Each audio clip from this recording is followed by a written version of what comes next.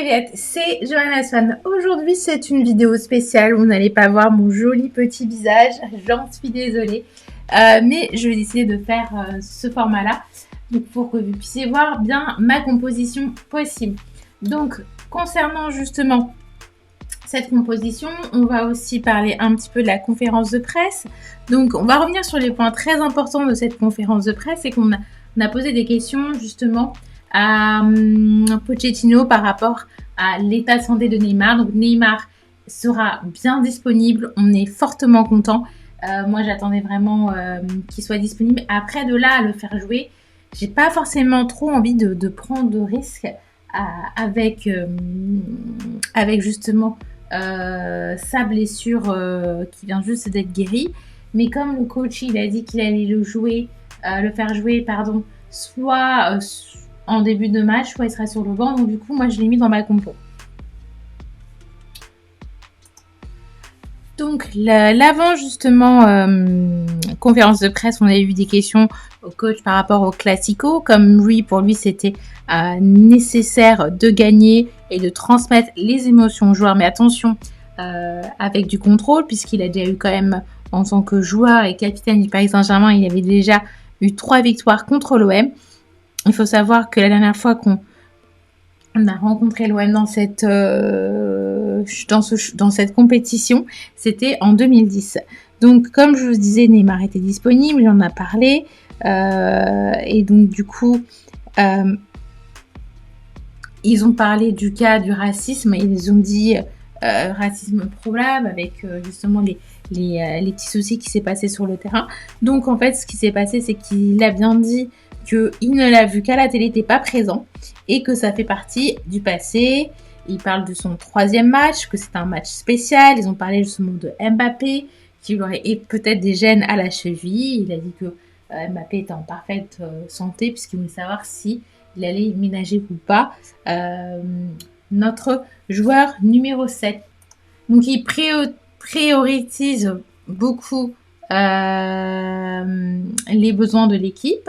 C'est important pour lui. Il parle des rumeurs que par rapport aux différents transferts et parler par exemple pour le cas de Keane avec Ancelotti, mais que il voulait pas en parler, que ça restait en interne et que ce sera communiqué en temps et en heure.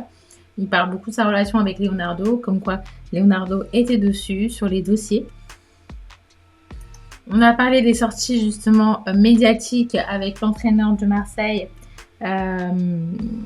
Il a dit qu'en fait, qu'il respectait le travail des autres entraîneurs, qu'il ne rentrait pas là-dessus. Donc c'est plutôt bien, il ne rentre pas justement dans cette polémique. Il y a quand même eu des images assez sympathiques qui étaient sorties du coach qui était en train de s'entraîner justement avec les joueurs. C'était plutôt pas mal. On a aussi eu la chance d'avoir Navas en conférence de presse qui a parlé justement que c'était un différent style, justement, qui s'entendait très très bien avec le style de Pochettino. Mais bien sûr, il disait que tous les coachs n'ont pas le même style. Et donc du coup, pour le coach, ça fait déjà 10 jours qu'il est là, qu'il est très content de travailler justement avec Navas, que c'était un très bon joueur, qui était très professionnel. Donc c'est ça qui est très important. Ils ont aussi parlé en fait la motivation du groupe et que le coach n'avait pas encore eu de titre jusqu'à présent, donc ce serait plutôt pas mal qu'il l'en prenne avec le Paris Saint-Germain.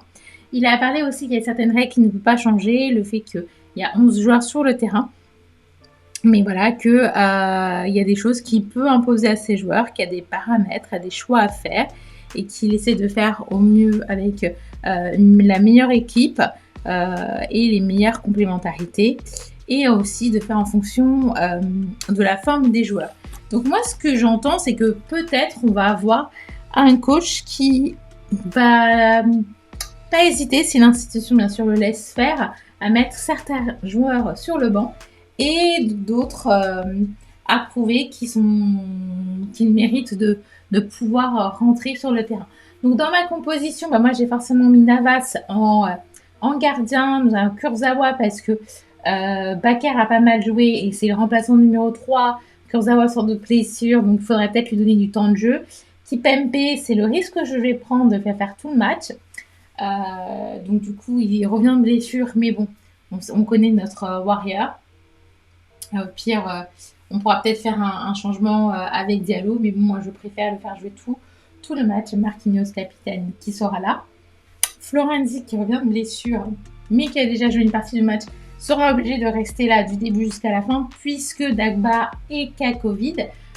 Donc, si vous regardez la partie gauche, Dagba s'est rajouté au Covid du Paris Saint-Germain. Donc, Rafinha, Kerrer et Dagba sont les cas Covid.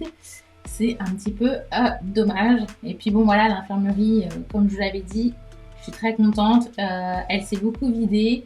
Donc il y a juste Bernat pour le genou et Alexandre Letellier, notre troisième gardien pour le coude. Donc après, moi sur la composition, je vais mettre Paredes, Pereira et Verratti. Alors Pereira et Paredes risquent de ne pas faire tout le match puisqu'ils reviennent de blessure. Donc revenir d'un coup 90 minutes à voir. Neymar, Icardi, Di Maria. Avec Neymar qui va faire un changement avec Mbappé. Je pense que c'est pas un mauvais choix. Icardi qui sortira pour Keane. Après, voilà, j'ai fait un changement avec Draxler et Di Maria parce qu'en fait, j'hésite. J'hésite encore. Je laisse comme ça. Parce que soit je fais commencer Draxler, soit je fais commencer par Di Maria. Donc là, j'hésite encore un petit peu. Mais comme le coach, il aime bien garder cette certaine constance et pas faire trop de changements, il y a de fortes chances que Di Maria joue puis sort pour pas être, par exemple, être remplacé par Draxler. Danilo Pereira, je le fais sortir et remplacer par Gana Gueye et Paredes par Sarabia. Puis il y aura peut-être des ajustements justement dans le schéma tactique du match. Voilà, c'est tout pour moi pour le match. Après, je vais juste finir avec mon score. Moi, j'espère un 3 ou un 4-0. Je veux une belle victoire écrasante face à Marseille. On le mérite et puis ça va nous permettre d'être un petit peu revanchard par rapport au match qu'on a eu l'année dernière qui s'est pas très bien déroulé. Merci à tous de votre fidélité. Je vous dis à très bientôt pour une prochaine vidéo. Et surtout, n'oubliez pas, vive le Paris Saint-Germain! Ô ville lumière, sans la chaleur de notre cœur, vois-tu notre ferveur quand nous marchons près de toi dans cette quête, chasser l'ennemi, enfin pour que nos couleurs brillent encore.